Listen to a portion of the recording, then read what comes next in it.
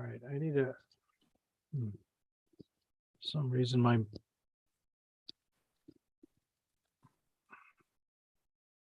somebody say something. I'm trying to see if my headset's working.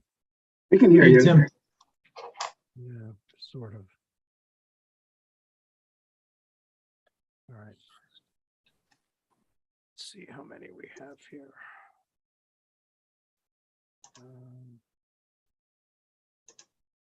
All right, we're up to 13. Let's give it another minute or so.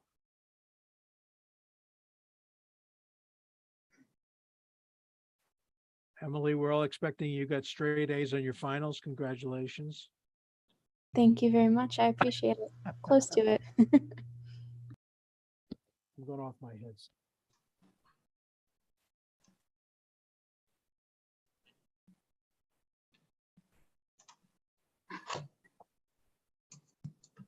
I will just report while we're waiting that I'm really glad that I got the draft report out a week ago, because on Friday I was working remotely and an Amazon delivery truck snapped the internet wire to my house, and I was without the internet for 3 days, just like getting cast back into the Stone Age.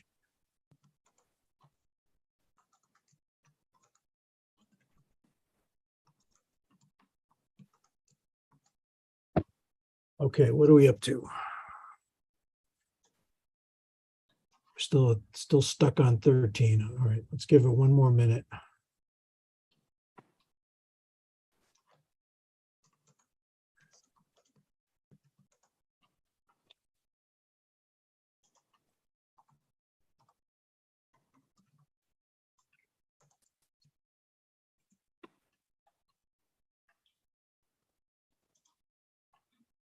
Okay, 404, we're still on 13. Representative Lamar, should we go ahead? Let's begin. Okay. Hello, everybody. Thank you again, as always, to staff, Alex and William and Ashley and Erica. Representative Lamar, do you want to kick things off with anything you want to say for the good of the order? I think we're good. I know some folks have some tight timelines on the back end, so we can try to move quickly. We have the full commission meeting next week. So ideally, both you and I will be able to present the findings and the work to date. I think we have a solid product.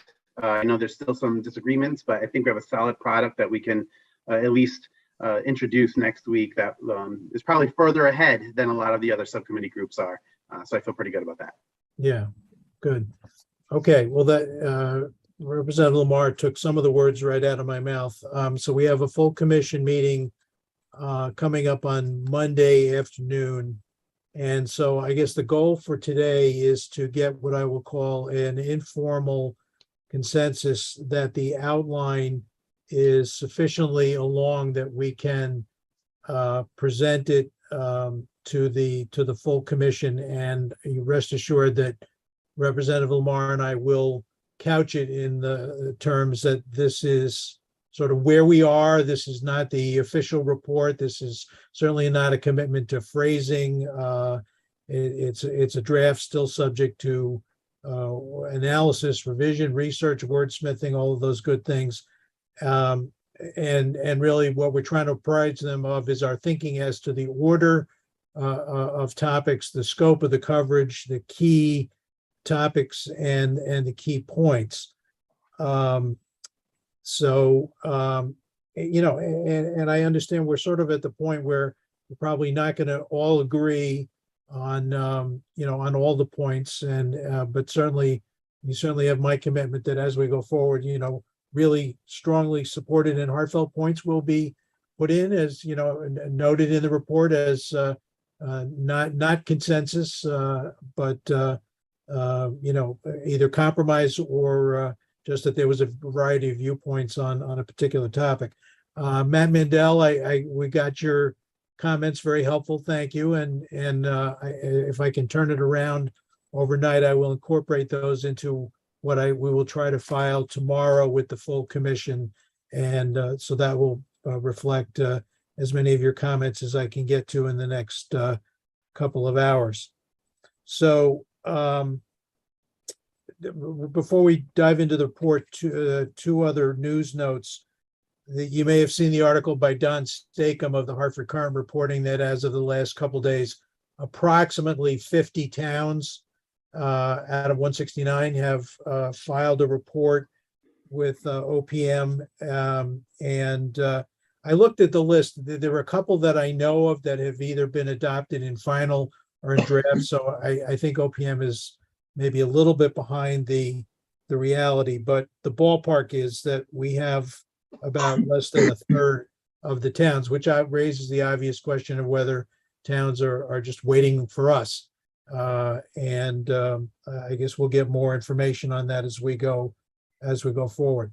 So as to the revisions that I made based on the comments on our May 12th discussion, I'll just summarize and then we can dive into it. So what I try, there were three principal areas that I focused on. One is what is now Roman numeral 4, section C, where I tried to take a factual statement about the sort of the legacy of segregation and the disparate impact of unaffordable or lack of affordable housing on minority communities. And again, I don't expect, others may differ, but I don't expect that these statements are going to become, multi-page explanations in the final report. These are things that we should note in the report as the sort of the factual basis for why and how towns should go ahead with their affordable housing plans.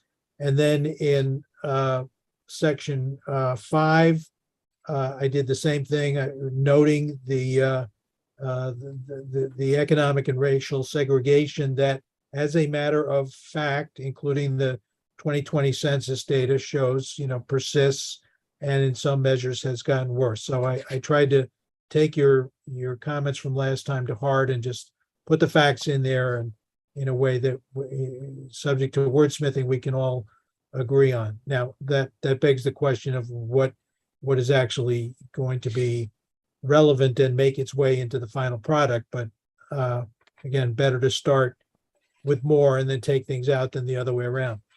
And then the sort of the last major section, which was the new section, is Roman numeral 6, where I tried to take to heart the comments that let's not beat people over the head with what bad people they are and how they have to atone for their sins, but just tried to go through and list the things that were said about on both sides of the equation as to how this is not a one size fits all exercise, and how all the things like open space being beneficial. We're not promoting affordable housing at the expense of things that we hold near and dear. So with that introduction, I would say the floor is open, and as Representative Lamar said, we don't have to take the full hour if we don't need it, but let's just open the floor to your comments on the basic issue of whether we have a document that is presentable with caveats appropriate on Monday. So I'll stop there. Yeah, Rick? Hey, Tim, if it was you that put the latest draft together, honestly, I think you did a really good job. I think it's true to the last couple of discussions we've had. Look at this, like we said last time, this is a really tough set of issues we're trying to grapple with. And, we respect each other here on this task force, but we don't all necessarily agree on every point. I think you put this latest draft together in a way that was respectful of the different points of view and was also consistent with or true to what we said in the last couple of meetings. So I thank you for that. My experience in things like this is it's also very hard to draft something with a large group of people. And while I'm certain that some people in our task force won't agree with everything that's in the latest draft, I think that your suggestion, and Representative Lamar's suggestion to try to provide this draft in large measure as is, with the right kind of provisos, is the best next step. For one thing, we have more time, but we need to check in with the commission. And for another thing, I think, the places where there might be more disagreement than in other places have to do with some of the strategies that could be employed to promote affordable housing. I don't think we ever thought we'd reach consensus across the board in our task force on those things, but there are ways to give municipal leaders concrete ideas on how to advance the cause if they do believe that more affordable housing is the way to go. And I suppose we could tweak some of the specific recommendations, but if we get into that, we'll spend a lot of time going back and forth on each and every one. And I promise I'll stop here, but I hope we could adopt the list of recommended potential policy or changes or practice changes with an overarching caveat that people may not agree with everyone, but that these are only offered as ideas towards making progress. I'll stop there. Okay. And let me just make clear, you all saw what Matt Mandel did. He annotated his comments. The way he did it was just perfect. So if anybody else wants to do that, please do that. That's a good, easy format for me to follow. So, okay, who's next? Betsy, Matt, I'm looking to you guys. Michael has his hand up. Oh, Michael, yes. Hi. Hi. So I just want to I won't say everything Richard said because he said it, but great job. Great job. you. And yeah, I think it's a great starting point. I was on your comments to start about the sections 4, 5, and 6. I think in all those sections I had that I guess that's where there's some controversy sometimes. And I think if we could just maybe cite specific examples, right? And so I think sometimes we use judgment words and we mix in opinion. And I think it's really easy to substitute that and give, here's a concrete example. So, and I'm willing to do a little bit of that research. I do racial justice training. And so I do have a lot of examples in my catalog from the courses I teach. And I'd like to share that. And then I think with the best practices, I have a little bit of a collection of, I've been collecting best practices. I'm really into like alternative housing. I'm into, I guess people call it tiny houses, but sometimes they're not so tiny. I mean, but I think there's a lot of good stuff happening across the country. We don't have to reinvent the wheel. As Richard said, these are just suggestions. And I'd like to share some of those best practices that I've collected. And I think I think we could kind of look at best practices and maybe do an appendix and again, kind of cite some specific examples. Yep. Of some of these alternative, all great ideas, and they've all been done. And some successfully, some not successfully, right? I think the best comment in the in this manual was one size does not fit all. Every community is going to have their own challenges, their own opportunities to be creative. So that's all I had. Thank you. Good. Betsy? Yes, thanks. And I do agree. It's coming along, and I appreciate Matt Mandel's comments, and I agree with the comments that he's incorporated in the draft document. I do just have a question though. Do you intend, because this still reads more like bullet points, is there going to be more of a narrative to the report? Because I think in some cases that'll provide better context and nuanced language that maybe will get us past some of these challenges.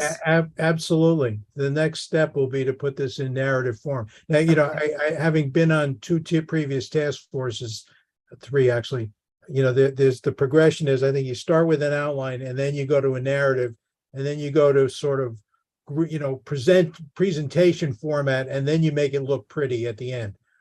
So we will go through all of those steps, but absolutely. And I will say, I'm sort of viewing my role as, editor of last resort, but not heavy thumb. And I mean that sincerely. I want to capture what the consensus is. And I think I can do that. But yes, this would be reduced to a narrative. We're not going to present a report that's, in an outline form like this is my vision. Right, and a Good couple point. of things, the legislature adopted couple revisions, including eliminating the provision that requires OPM to post the affordable housing plans on its website. So I Yeah. don't know, and I'm happy to check to see whether that's why there aren't more posted. Yeah. But I can check on that, and it also delayed, I believe, the final report to the following year. So I don't know if that's something that will be, I'm sure it will be discussed at the full commission meeting, but is Right. that something that changes our timeline? Because I do think it would be helpful to the extent that we have the opportunity to discuss the plans that have been filed, identify the best practices, the best provisions included in the plan, and make recommendations as to how municipalities can develop a plan more fully, flesh them out, and whether or not the legislation needs to be modified to provide municipalities with more direction, because as you know, it's very open-ended. But if we would have the opportunity to do that, I think it would be much stronger, a stronger document. And I took the opportunity to go back and read the Affordable Housing Plan and Guidebook developed by RPA, the Planning for Affordability in Connecticut. And it actually does have a lot of narrative regarding, who should you should ask to serve on these committees. It does have some best practices in there that I think either we could borrow from or at least reference, because again, I think they did a good job of touching on what would make a committee be more meaningful, and some of the barriers and challenges that the towns may face in putting together the committees and so forth. But again, I hope we can actually have an opportunity to go through Matt Mandel's comments, because I do agree with the bulk of them. So, Okay. I didn't get a chance to print them out for myself before this call. I just for my own, as far as the actual filed plans, for my own process, maybe some of you also, I read it initially when we started this process, I read about 20 of them. And then I saw that they were rolling in. I said, all right, now I'm going to wait till June because that's the deadline. And now we have 30 more. So now I'm going to go read those other 30. But I think you're right. We owe it to the process to review those and pull out the best practices, and without beating anybody over the head saying, don't do what they did. So we'll we will certainly do that. Quick follow-up. The legislation that extended the deadline by a year does not apply to the affordable housing plans that are required by communities. It only applies to the report of our Right. commission. So I think the communities are still attempting to develop their plan. And I think that's given us a little bit more urgency than some of the other subcommittees have felt. But you're right that we're not technically required to submit a completed product until the end of the year. I just think Tim and I think most members of the subcommittee have felt a little bit of an increased urgency vis-a-vis the timeline that communities were under. So I think that's why we were moving a little bit more quickly than other subcommittees were. right. I didn't mean to suggest that the deadline for the affordable housing plans themselves have been altered, but I do think it gives us more time to develop a fuller report that can address some of these issues. And Tim, we've been able to incorporate either through folks who've called me or called you or submitted to you a number of comments in the current draft. So I think it's important to try to accommodate some of Matthew's as well where we can. But I don't know that I want to go through each individual's comments and debate every one of them. We're ideally, we're trying to, I don't think Matthew wants that either.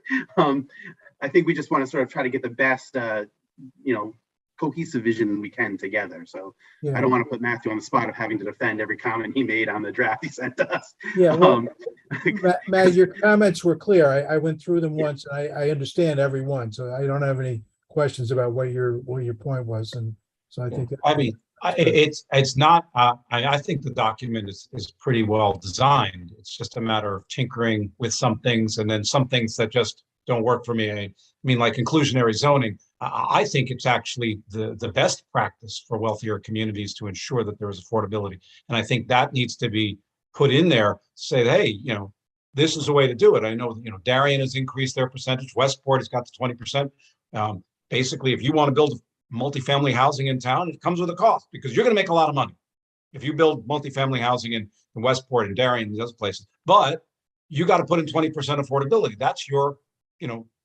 payment. That's your fee for being part of it. So I think it's an important piece. And so I think that should be in there. That's sort of where I'm going in some of these things. Some of the other things, such as parking, I don't believe that parking is an impediment to affordable housing. I think costs of building are it. And I think that the whole concept of that there isn't parking for all these wonderful little walkable communities in most of the towns, if you're just stuck in the community without a car, you're not going to get to participate with the rest of the town. And so I think that's the misnomer, that cars are part of our society. And until there's a greater change, in 20, 30 years from now, we still need the vehicles. And so people will still need parking. You don't want to have the haves and the haves not. That doesn't work. So you need the park. So those are some of the things that. Okay. Yeah. I mean, just not to dwell on that one, but I think the issue is the ratio. I think the legislature responded to there's over parking. You don't need 2.5 spaces universally for a 1-bedroom unit. It's that kind of thing. But I want to go back to one thing Betsy said, or Betsy, I want to ask you this question. I mean, yes, we want to read the incoming reports, but the fact that there's only 50 or so that have been filed says to me that people are waiting on us. And I don't want to now give them the message that we're going to extend for up to another year when they seem to be. I mean, we have to maybe do some calling and research to find out if that's really what's happening. Maybe I can put the issue to the planning association, but if they're looking to us for guidance, I don't want to string this out for another year. So Understood. yeah. Okay. Let's see. Who else is on that hasn't spoken yet? Matt Danzer, Michael Hernandez, Michelle O'Connor, Bruce Witchen, and Emily. Have you guys got anything to chime in? Yeah, I mean, I will just echo a lot of the previous comments that I think you did a really good job of incorporating the previous meetings, discussions into the draft. I agree that some of the bullet points themselves could possibly be worded in different ways, but at the end of the day, this is an outline, and what we ultimately do in narrative form with the bullets is what's going to be important. So I think it looks really good, and I'm looking forward to working on one or more of these sections. Okay, be careful what you ask for, everybody. The only thing I'll mention, and I don't really think this matters fundamentally, but I forget exactly which section it is. It's the menu of potential ideas. As it stands, it's couched in a broader section that's, the law as it is. And I wonder if that should be broken out into its own sort of large overall section, because it really is the prospective, here's what you can change, rather than here's things as they stand today. Yeah. But that's like a structural comment, not yeah. Good point. Okay. Very good. Well, to Matt's point, it is the suggestions on what people can do, which is the most important part. Right. I mean, we could spend 3 minutes on, hey, we have a major problem. We need to spend 15 minutes on, here are all the different ways that you can achieve it. Right. Okay. Good. Those are good suggestions. Michael, Michelle, Emily, Bruce, anything else you want to add? Yeah, hey everybody. I would just also echo the comments made by Matt. I think the comments were great. I read through it this morning, and I'm just curious to see the narrative form and just to kind of go from there. But I would also be interested in working on some sections and kind of getting that wording right. Good. Okay. I see Sean Sia and Michelle, Bruce, anybody? I'll jump in. This is Bruce. And first of all, I did a very rough count of housing plans we've received at OPM. I wanted to dig in a little further, but didn't have time. I think we're more in the ballpark of 80 of them, but I'm not okay. sure. Like I said, I didn't have the chance to dig in like I wanted, but it may be better. It may be better than we think. But I wanted to comment on two things, one of which is the potential for confusion when we talk about affordable housing that can mean either something that's, in terms of 830G or something where we've done all these things with zoning requirements and minimum parking and all these things that can make housing more affordable without being counted as 830G. Looking at the housing plans, some are strictly focused on, excuse me, what they can do to avoid the nuclear bomb of an 830G appeal, and others talk more about, what to do with smaller lot sizes or allowing multifamily homes and so on. And I wish there were different terminology instead of calling both affordable housing. They're very different. And the other thing I wanted to chime in about is the question. I'm sorry, Bruce, let me stop you. Sure. You said calling both. What do you mean by both? Well, there's affordable housing that counts when you're tallying up 830G appeals. And then there's the kind of affordable housing that just is more affordable than other. Got it. Okay. So I find that to be the most confusing aspect of all the debates I heard last year regarding the housing issues. Is one person would be providing testimony, they're using it in one way, the next person would be using it in another. If they were questioned, they'd be questioned by someone who was thinking about it from the opposite perspective. It's the card we've been dealt, and I think we just need to keep it in mind. I'm not saying we should be the ones to invent a new term, but I kind of wish there were one. But I did want to respond to Matthew's comment about cars, because we can drive the cost of housing way down. We can provide housing for someone making 25% of area mean income. Their car expense doesn't drop accordingly. And depending on whose numbers you look at, it's not uncommon for someone's car expenses to be, even half their housing expenses, not looking just at 25% AMI. So it's not uncommon for, a household's car expenses, even if they don't have brand new cars, to go into many thousands a year between insurance and everything else. And so I don't think we should completely drop the whole notion of parking minimums, but to recognize that, a town should not be expecting to have somebody in an affordable house out in the outskirts with reduced parking minimum.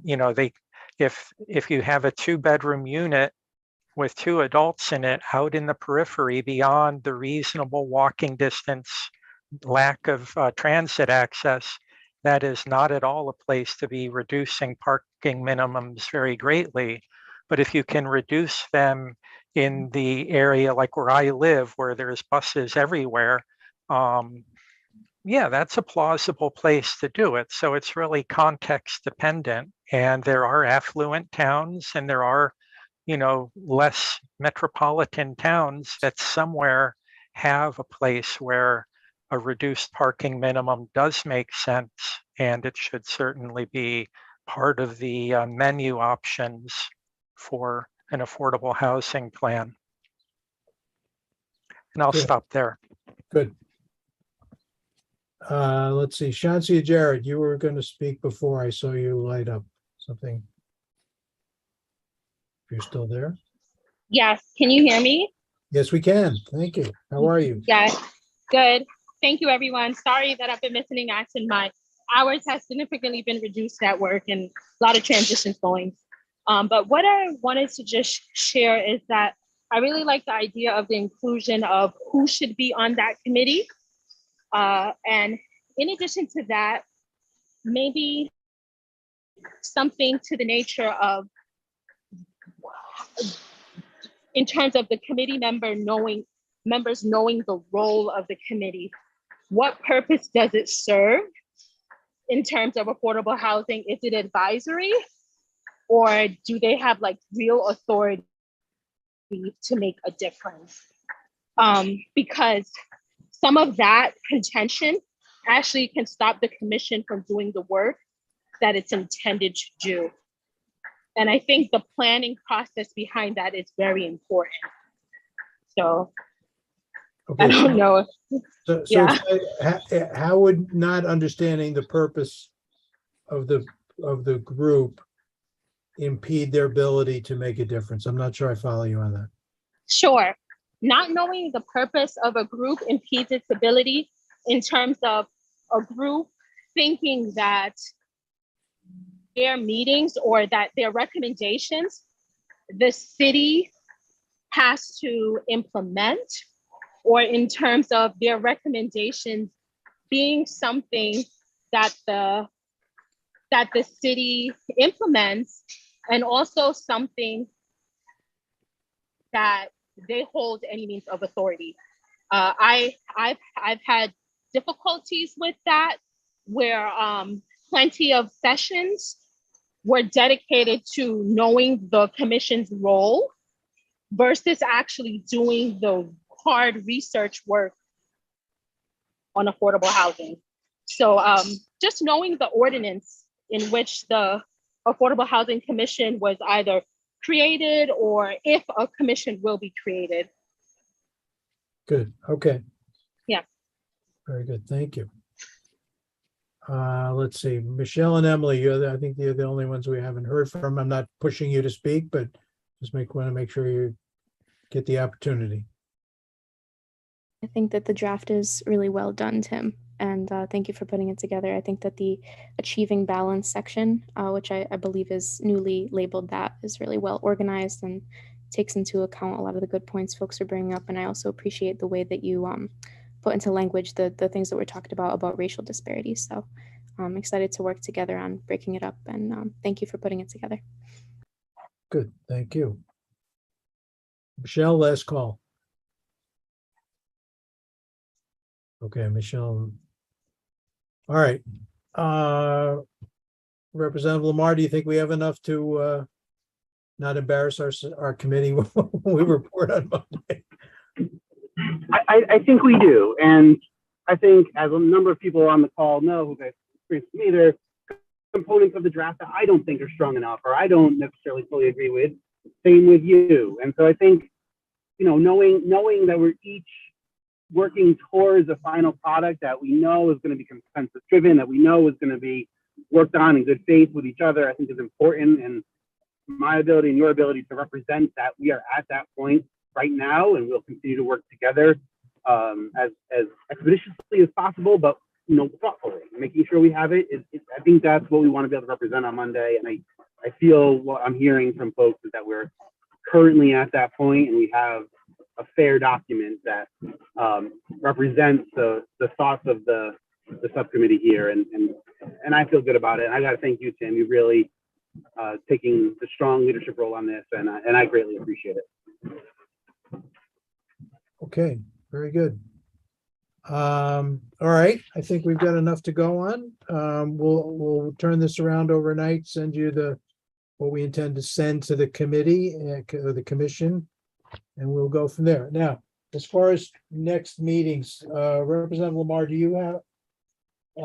I think the next one, I don't know if this is on your calendar. Next one I have on my calendar is June 23rd. I don't know if that's just me or that's, That's what I have as well. okay. That's on my calendar as well. So I think that is one of the dates we identified the committee members. All right, should we map out now then, understanding that summer's a tough time, July 7th and July 21st, 4 to 5 PM, just as an aspiration? And then maybe take August. I know I cannot make that July 7th. Okay, we could do the 14th and the 28th if you want to move that. That would be better for me. I know the, summer schedules are what they are. We're not going to be offended if someone does this from a beach chair or from their, back porch. So I Right. think that works. Alex and Ashley and William, do we need to confirm dates with you before we put them on our schedule, or? Yeah, so we have a couple other working groups that scheduled out into June, July. So it might be easier. We can just email and then send dates to the group for what works best. Okay, all right, then we'll do that. So it sounds like June 23rd and July 14 and 28 would at least work for Representative Lamar and myself. And maybe we can, when we send the dates out, we can poll people and just make sure we'll have something like a quorum. So, okay. All right, very good. Thank you all. Enjoy the upcoming weekend, and thank you for all your input. Thank you. Have a good evening. All right, take care. Bye, everyone.